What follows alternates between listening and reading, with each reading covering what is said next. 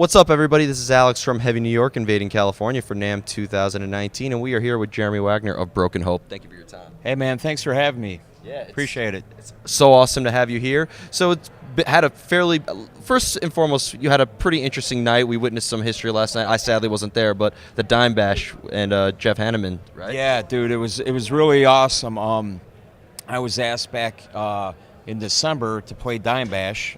My friend Nick Bocott is heavily involved with assembling Dimebash with Rita Haney, Dimebag's widow, as we know her, Dimebag's hag, as her nickname is. Both of them asked me to play. I was really honored and just love those two people so much. It was a hell of an opportunity. So when I was asked to play, they said, we want you to play a Slayer song, Mandatory Suicide. And I'm like, great. Slayer's like my favorite band, and Mandatory Suicide, I'm totally in. And I started thinking, I got these Hanneman guitars. For those that don't know, I acquired some of Jeff Hanneman's guitars and gear and stuff after he passed away. I got this stuff from his widow, and one guitar in particular, his punk rock Jackson guitar, which is like, the holy grail of thrash metal and Slayer guitars. That hadn't seen the road in like 20 or something years, right? Yep, has not been on stage in like 20-some years. The last time it actually surfaced was in the Slayer video for the song Bloodline off God Hates Us All. And in the video, when Jeff's playing it, he's being showered with blood. So the fake blood actually screwed up some of the electronics in that guitar. So that's when Jeff said, I'm going to retire it for good. He hadn't really played it live up until that point anyway, since the 90s. So anyway, long story short, when I got it, it still had some fake blood specs on it and all this stuff. And the jack for the cable was all screwed up. It was all corroded and nasty. So when you plug it in, it made a horrible noise. I got the jack replaced, got the electronics cleaned up, and got it set up to detuning, what I tuned to and what they wanted me to tune to for Dimebash. Sounded great. Yeah. So the point of all that was, I said, if I would never bring that guitar on a Broken Hope tour, but if there was a special event that I could use that guitar for, then I would use it. And just to have it, one that play a Slayer song with it is really meaningful, keeping Jeff's spirit alive and all that stuff. But for the fans, Slayer fans and guitar geeks who know that guitar and freak out, I thought it was a cool opportunity to share it with everyone. So here we are at Dimebash. I'm like, hey, Rita and Nick, I'm going to use the punk rock Jackson live. They're like, oh my God, that's amazing. And at the time, they were still getting the lineup together, so I'm already psyched about doing Dimebash. And then a few days ago, like earlier this week, I got the message confirmed, by the way, Dave Lombardo is playing drums with you. So I'm like, man, that is a trifecta. Alex, like Slayer tune, using Jeff Hanneman's guitar, and Dave Lombardo of Slayer, my favorite drummer, is playing with me. That's like, when we finished that song last night, that's the moment where it's like, the old saying, I can die happy. Yep. I could die happy now. So exactly, it was an epic night. Well, congratulations on that, and man. I'm sure Jeff would be very proud of you for that. Now, as a lot of people know, you play in Broken Hope, and but you also put out this awesome new book, Rabid Heart. What I was always curious, I love talking to musicians who also have like another artistic medium outside of music. Is there like a similar creative element that you put into writing as you do with your music? Yeah, there is. So with music and writing, books, fiction and stuff, it's almost like it comes from the same place with the creativity. I sit around, I could get an idea for a story, and I'll write it down and start fleshing out, and I'll be really into it, and next thing I know, I have a book. Same with writing music for Broken Hope. It all starts with a riff, and then that riff takes off. Sometimes I get a riff in my head before I play the guitar, and then it just takes off. So similar creative process. Also with writing, I've brought writing into Broken Hope for years. So I write all the lyrics for the band, and all my lyrics are like little, what I call micro horror stories. So, um, the writing of horror fiction, if you will, has been woven into Broken Hope through lyrics and the music, and it's all the same type of thing. The only thing is, being in a band and being a novelist takes up a whole hell of a lot of time, dude. And it's like, those are my two big creative passions: writing fiction and writing music. So and that's it. That's enough for me. Yeah, but I love it.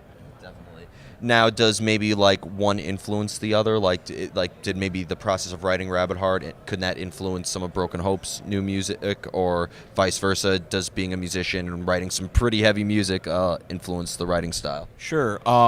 With Broken Hope, for example, I've written some songs about like the undead and zombies and stuff like that over the years, but I had never done a full-blown novel that was zombie related or anything. So when Rabid Heart, when I started writing that story, that would basically stemmed for a love I have of like George Romero, zombie movies and stuff that influenced lyrics I had. So it's just like the next logical step. I already had done this in Broken Hope, and I was still obsessing over zombie related ideas for a book, and that's kind of how Rabid Heart came. So in one respect, the book was influenced by work I'd already done in with Broken Hope, if that makes sense. Yeah, it definitely does. Yeah. Now, being that Broken Hope has been around for quite a while now, I think 88 is when the band formed? 1988, so last year was our 30th anniversary. I formed the band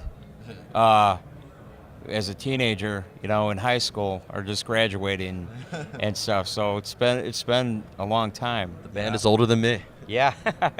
and older than my drummer, actually. My drummer, it's funny, he's an old soul, man. He's like into every metal band you could think of, even new band, grindcore, stoner rock, death metal, black metal. I mean, he's all over the place. Mike, yeah, he's a walking metal encyclopedia, but he's really young. I mean, like when he joined the band, I don't even think, he wasn't 21.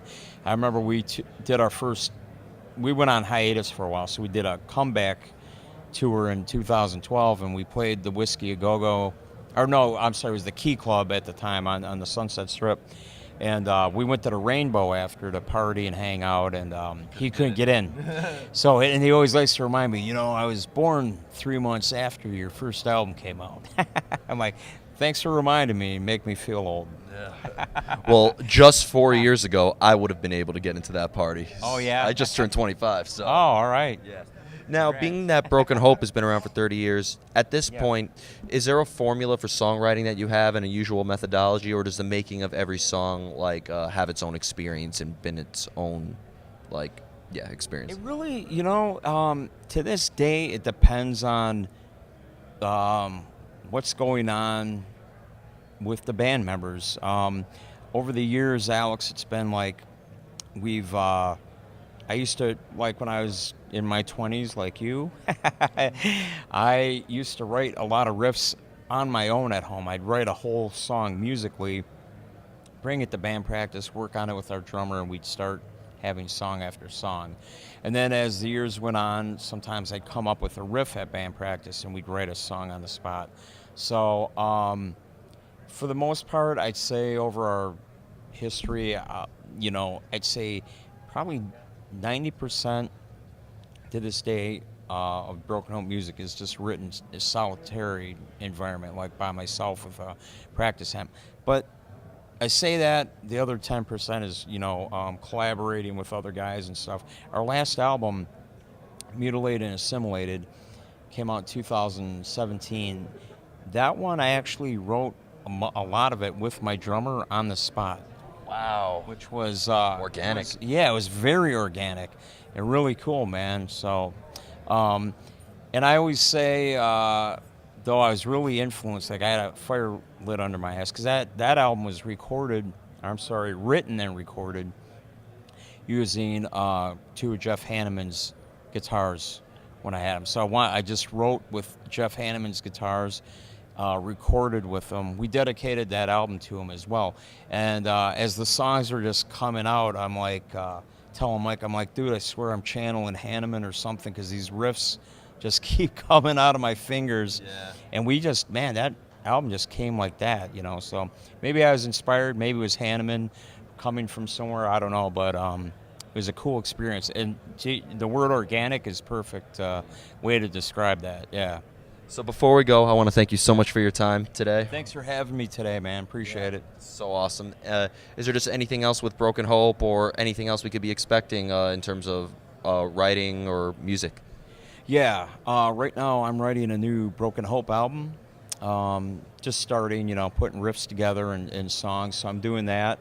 I've got an idea for a couple of other maybe music projects I want to take a stab at that are either with other death metal musicians. I've got one thing I want to do with some friends of mine, and then another one totally different genre type of stuff, like real trippy sort of shoegaze type of stuff. I really like bands like the Cocteau Twins. Oh, yes. Yeah, and Lush, and I love this singer Tamarin. She's really awesome, and I want to do something like that, just like with some really pop, surreal, sort of chorusy, dark sounding guitar music. So just shit I've been experimenting with my I use Fractal Axe effects too, and the effects and stuff in there are just so friggin' crazy, man. And like, so I've been writing all this trippy stuff outside of brutal heavy music, and then I've got like 3 new books done. Oh, wow. That I'm editing. So I've got a new horror novel that's pretty, I would say, pretty badass and sick. And then I've got my first ever, I've never treaded in nonfiction territory, but I got approached to do this like authorized bio of a famous chef. His name's Curtis Duffy.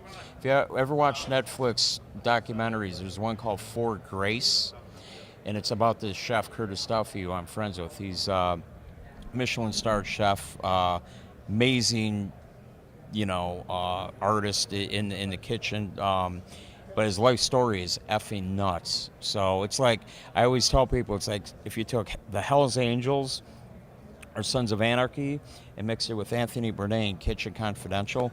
That's the book I've got. So that book's on the table, and then I'm doing another it's actually a music book, but I tend to just write horror, dark fiction and stuff, but I've got broadening my horizons a little bit with the book, so I'm hoping in the next year or two those will come out. Awesome. Yeah. Well, Jeremy, thank you Real so much. pleasure, dude. Yep, everybody. Jeremy Wagner of Broken Hope. Pick up Rabid Heart if you haven't already, and be on the lookout for new music coming soon. We'll see you next time. Cheers, guys.